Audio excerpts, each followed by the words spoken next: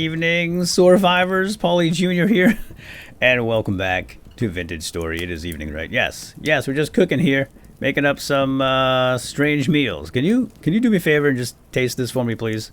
Just one small bite. It kind of smells a little bit weird. It's got a funky stench to it. I think it's spoiled. Let's check it out. Let's see here. Oh yeah, 12% spoiled. Okay, well then maybe we should just give it to Fred. Hey Fred! Fred can be our food taster. I don't know if it's gonna poison us away. Hey Fred, you wanna try this, buddy? Come on, looks delicious, doesn't it? Even Fred won't eat it. Dang it. Alright, we'll put it down. So that's weird. I literally just made this. I got a whole crock pot full of it right here. 12% spoiled. Cranberries and turnip. Yeah, I think what happened was I used these cranberries right here. Oh my gosh, yeah, they're 93% spoiled. Holy smokes. Alright, yeah, and they're spoiling fast, and they're turning into rot. Here's a bunch of berries that already rotted. Apparently we can use rot to make fertilizer, so we'll hang on to that. But, yeah, so don't use rotten or spoiled food as ingredients for your meals, because apparently it will ruin them. Who knew? Alright, let's pour this in here, and here's what we got. Spelt porridge with mashed carrot and blueberries. A whole new dish I just whipped up. And it smells better than this one. We're gonna have to eat this one fast. Alright, let's go put these down in the food cellar. And we'll store them away with all the other food. We have so much food here, it's crazy. Look at it. Some of these last years and some last days. Like 1.3 years over here, and these are just a couple of 24 days. Maybe that's because I used rotten food in them. That's very possible. Yeah, I don't know. But we should start eating some of these. We got them all over the floor. 17 days, 16 days. All right, well, maybe they'll make it to winter. I don't think the seasons are actually as long as they are in real life. It's only July right now. But winter's going to be here soon. The temperature will change. I think the leaves are going to change color. And we'll even have, we're even going to have some snow. And that's going to be pretty amazing. I still haven't fixed this bug yet. It looks like it shows food in there, but there's no food in there. Anyway, all right, let's, yeah, what are we going to do today? What time is it? Oh, just past midnight. So, yeah, we're not going to go out right now. Here's what we can do while the sun is down. We can make some linen with our flax twine, etc. So I was thinking about maybe making a new Gambeson armor. Let's look that up. Gambeson body armor. Hold on. Gamboy's helmet, Gambeson body armor, Gamboy's leg. So these are made out of linen, and they're really, really good. Protection tier 2. Super durable and great protection, up to 70%. So yeah, this is actually really cheap. We just need a lot of flax. So it looks like 8 linen, and each linen is 4 twine, and each twine is 4 flax fibers. Okay, we don't have nearly enough. So I think what we're going to have to do is hold off on that. In fact, why don't we make a sack instead? We can make a linen sack. I think we can make a few of these. These have 5 slots instead of the 4 that we're getting from our hunter backpack, and that is only 1 linen cloth and flax twine. So I think we can make a few of those. Let's see how much we have here. Flax fibers. We're just going to whip them all up into flax. There we go. Is that it? Holy smokes. So we need 1, 2, and 3. Yeah. Oh, that dang raccoon is still out there. Alright, yeah, we can make 3. 3 linen sacks coming up. Apparently they don't stack. Alright, fantastic. Now, I'm going to empty out my pockets so we can put these things down here, but we have to empty these first. Okay, this one's already empty. So let's grab a linen sack and drop it in there. Alright, extra slot, very nice. Alright, another empty one. This is a bit tricky, but it works. Alright, and there's the last one. Fantastic. Look at all that extra space. 3 extra slots. Not great, but better than what it was before. Right, let's put these away. 1, 2, and 3. And then I'm going to get organized and get ready for the morning because we're going to go out. I have a new to-do list here. We have to make the sacks. I just did. We have to check the bees on 7/10. That's July the 10th. So we still have several more days before we have to do that, we have to feed the chickens. Yes, feed them chickenses. We gotta go make sure they have some food in the bin, and it holds 9 portions, right? So we'll bring 9 just in case it needs it. I'm not sure until we get there, of course. And oh, we're gonna go prospecting today. Yes, we're gonna go prospecting. We're gonna try to figure out how the prospecting pick works. So we're gonna need to get prepared for that. Here's our prospecting pick. So, all right, yeah, let me just get prepared for that. We'll wait for the sun to come up. Then we'll go out and look for some ores. We'll try to figure out how to prospect. It's a rather complicated and involved process, apparently. All right, it is now morning. The sun is on the rise, and we need to update our to-do list. So let's put down prospect for ore. Fantastic. Look at that, huh? Love it. All right, let's roll. Let's put the chalk away. Actually, I want to bring the chalk with some signs because we're going to use those to figure out how to do some prospecting. So, all right, Freddy, you are in charge, my friend. What the heck? All hail Fred, the Wabbit Slayer. Oh, is that so? Really? You taking credit for this, are you? Well, guess what? You got the wrong guy, remember? I did a thorough investigation, and that poor rabbit right there did not have any carrots in his pocket. But Fred took him out anyway. Remember, he stole some here? I think that was the last episode. Look at all the little wabbits down there. Holy moly. Anyway, let's go feed the chickens, because that's on the to-do list. And then we're going to go do some prospecting. But first things first, we're going to make sure the chickens have food and that they didn't despawn. So you have to put lighting around the animals. Otherwise, they will despawn, apparently. And I obviously improved our little chicken coop here. Oh, look at that. Oh, good morning to you too, sir. Well, they ate all the food. Wow, there were 9 portions in there, weren't there? Oh, 8 portions. Can I get 9? I thought I had 9. All right, well, I'll eat this one. Ooh, yuck. It's a little grainy. Are they all in there? I only see one little chick. Should be 3 chicks. Are they in there? Oh, yeah, they're there. Okay, the black, the white, and the little yellow chick. Cool. Nice variety. Alright, let's go back here and eat a meal. I should have grabbed this before we left. Freddy had a little taste and said it's fine. So, down the hatch. Hold my nose, though. Ugh. Ugh. Blah, blah. Yeah. Alright. All good. Now, let's go prospect. We're going to head right to the north, because I know that there's a cave over here.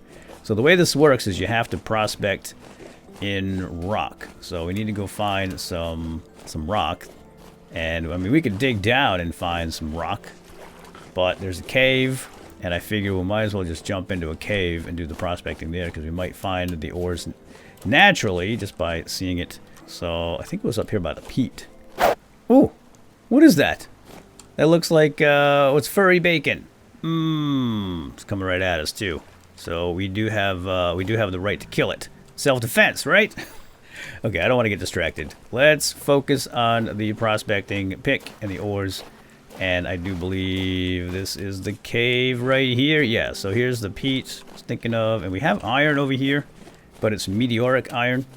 And we cannot obtain a meteoric iron with our bronze pickaxe. We need a tier 4 iron pickaxe to get the iron. I know it's kind of a catch-22, but we can get regular iron, not the meteoric iron, in the caves. We might find some today, in fact. So let's get back over here and do some prospecting. Get a lovely hole. Lovely, lovely hole. This one's actually super, super deep. Yeah, no, let's not do that one. Let's go to the other one. It's a little flatter. Might be easier to navigate. Yeah, here we go. All right, so there's a bunch of stone down here, right?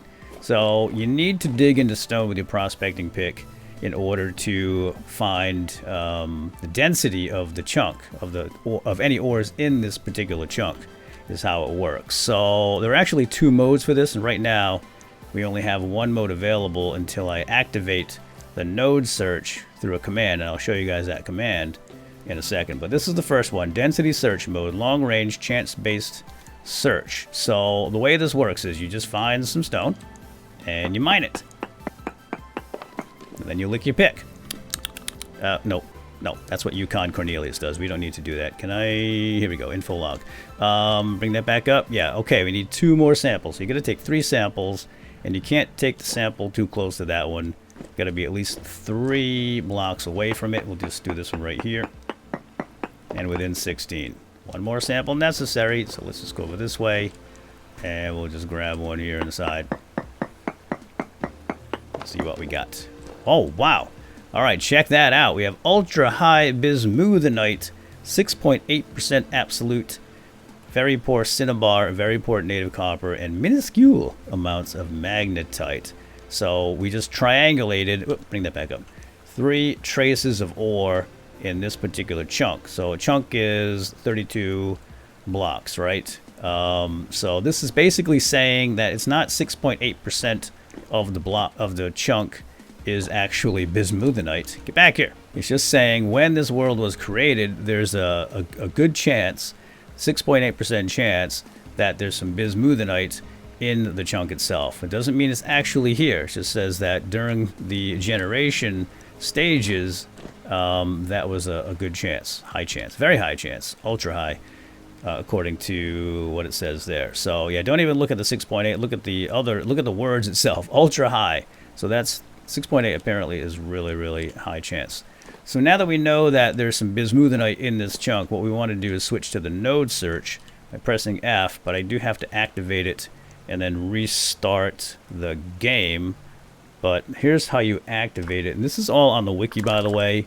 I'm sure I'm not explaining everything perfectly. I don't really know exactly how this thing works, but we're gonna play around with it and see if we can find some ore. So it's propic node search radius. I don't know why this isn't activated automatically from the get-go. I think you can define this when you first make your world, and I didn't happen to see it when I made this world, so I have to activate it this way.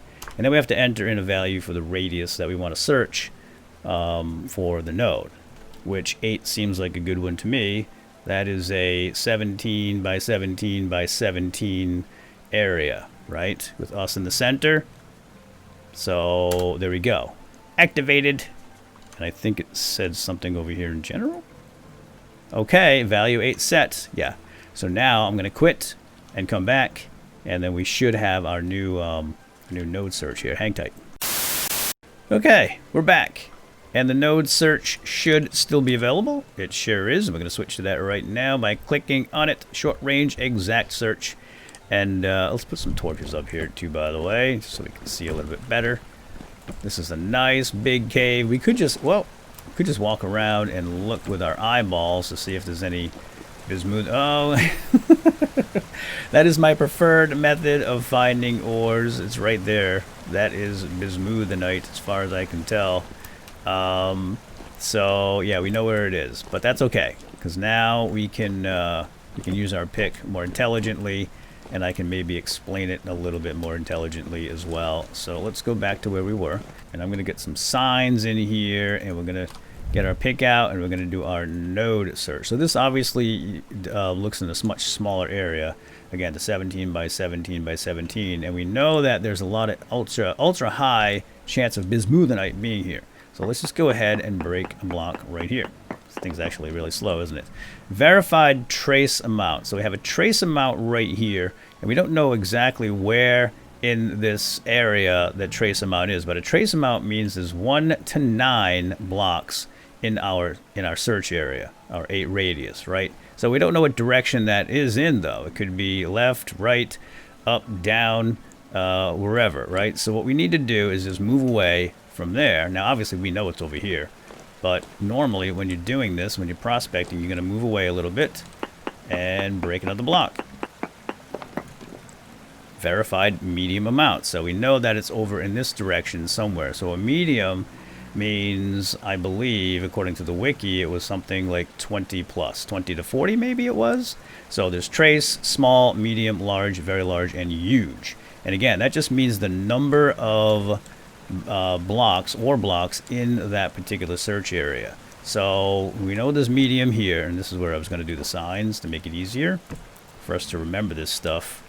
Of course, we know exactly where it is, right? But let's just pretend we don't.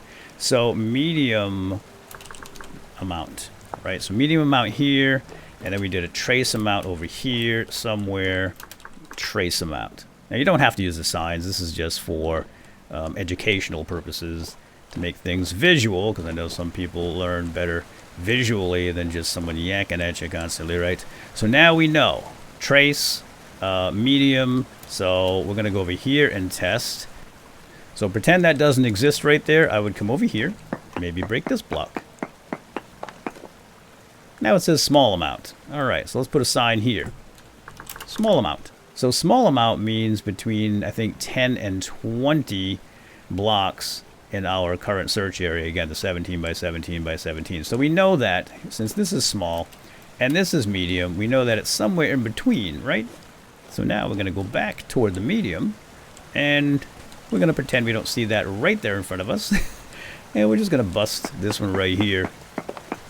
Boom. Medium. Okay. All right, so we're back at the medium, and we can continue to look. And again, just pretend they do not exist. Now, I don't think, they may never actually go higher than medium, depending on the number of actual blocks in this node. So basically, medium just means that in this area, we have detected somewhere between 20 and 39 blocks of the ore. So it's not going to go any higher. But in some cases, when you get closer and closer to the vein, it's going to say large amounts, very large amounts, huge amounts. But in our case, it's medium, and we found it, so here it is. And that's essentially how the prospecting pick works. This wasn't the best sample or example. How the heck did he get me? But we'll probably do it again in the future. Anyway, so that's how the prospecting pick works in a nutshell. And now we can grab our bismuth, and I think we need copper. Yep, copper will work. It says it right there. Copper to break. Good. We'll save our tin pickaxe. So bismuth can be used to make another type of bronze. So we made a tin bronze, but we're going to be able to make a bismuth bronze, and I think I'm saying that properly. But we have to mix it with copper. It's an alloy. Now these look like really good chunks. Rich chunks. Woohoo! The best, baby. Only the best for us survivors. Now, because this is a medium vein, right? Because we're right on top of it, and the prospecting pick says medium, then we know that it's somewhere between 20 and 39 total chunks, and that's in the wiki, by the way, so you can check that out. Not total chunks, but total blocks. And again, if you want more information about how the prospecting pick works, you can check out the wiki. Oh gosh, is that thing flowing down the river? The waterfall? Sure was. Oh, hey, easy does it. Can't get up here. That's fantastic. All right, let's just put this across the top here. It should prevent those guys from getting up while we do our work. I love this new lantern. It is so much brighter down here with it. Oh, we can make bismuth lanterns too. I'm pretty sure it's one of the uses of this. Yeah, bismuth bronze plates. Oh, it's really cool looking, isn't it? Look at the ingots. Oh, it's like rainbow color. Neat. That's the bismuth ingot, and then the bronze ingot is like a coppery and rainbowy looking thing. Oh gosh, we're gonna need zinc for this too? Oh, okay. Looks like we might need zinc. But anyway, I'm gonna go ahead and grab all of this bismuth, and maybe we'll go do a little more prospecting somewhere nearby, because the chunk is pretty large, and the prospecting pick told us there's an ultra high chance to find bismuth here, right? So there's probably more. So we can sniff around a little bit more with our prospecting pick and see if we can find another vein. And by the way, the veins are disc shaped. They're kind of flat and disc shaped. So when you find the veins, they're usually maybe 1 or 2 blocks in height. How many did we get? We got 23. That does fall within the medium amount, right? It could go up to 39. I don't see any more around here. I'm losing my mind down here. You see the little blue gear turning to the left, going counterclockwise? That's bad. That's bad. That means we are losing our sanity down here in the dark. We're getting scared. So we gotta get out of here. Gotta get out of here. Although I am kind of curious to see if there's any more bismuth around. Maybe we can just see some right in the cave wall. So let's just go down here a little bit. We'll go to the right. Torches on the right. See what we can find. Maybe this leads back out. Oh, look at this! It's a granite cobblestone. It's a dungeon. Whoa, get in! Get in! Quick! Oh no! Get out of here! You can't come in. Oh, we have a deep drifter and a surface drifter, and my gear is still dropping. All right, let me grab my spear. We'll carve these two up, and then check out our dungeon. Look at this! Oh, there's 3 of them. I didn't see that other guy. All right. What did he die of? Maybe natural causes? I don't remember hitting him. Yay! A little flax. Little flax is better than no flax. And there's some more flax. All right, 2 little flaxes. We have a slightly collapsed chest here. Stewed for... what do we do with it? Just open it? Oh, we can open it. And we got vintage beef. Oh, no. He's dead? Oh. I didn't hear the news. Old vintage beef, our friend from Minecraft. There he is. It's what's left of him. Get 2 hit points back if I eat him. Wow, who knew? And we have an aged wooden bed. I think I'm going to take this stuff. Now, this is kind of a small dungeon. Is there anything else around? Aged wooden planks. Oh, look at that. That is so cool. Now, can I grab this thing? I'm afraid if I break it, it's going to destroy it, but it looks kind of cool. Oh, it's gone. Yep, it's gone. Let's continue our search here. In fact, why don't we do a... oh, there's some sky, there's some light. Light, daylight, yay. Okay, we know we can get out of here. It's still day, although it is getting late. Let's do a search here with our prospecting pick and see if we can find any more bismuth around, because we know there's a ton here in this chunk. Very large amount. Oh, it's a very large amount. All right, let's see if we can pinpoint it. Now, the ores do generate in certain levels, the depth level, and you can see that up in the top right hand corner under the mini map. The center value is the Y value, so that is our depth, and as you can see, as I'm climbing, it's going up. So the wiki actually shows all the various values of the different ores and how deep you can find them. I don't really know them offhand, but I know bismuth is fairly close to the surface, so that's medium. So large and medium, so we know it's got to be right around here somewhere, right? So let's dig in.